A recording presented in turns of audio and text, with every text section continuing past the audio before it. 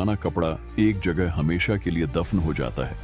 क्या आपको पता है, हर साल जब काबा का पुराना कपड़ा उतारा जाता है तो उसका एक हिस्सा कभी दोबारा इंसानी नजरों के सामने नहीं आता।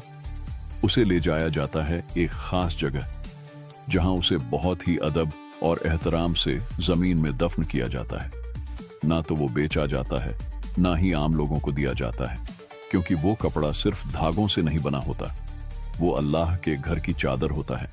सोचिए, एक ऐसा कपड़ा जो महीनों की मेहनत से बुना गया, जिसे इबादत समझकर तैयार किया गया, जिसे हर रोज लाखों नजरें देखती थीं, वो आखिर में मिट्टी के हवाले कर दिया जाता है ताकि उसकी तौहीन कभी ना हो।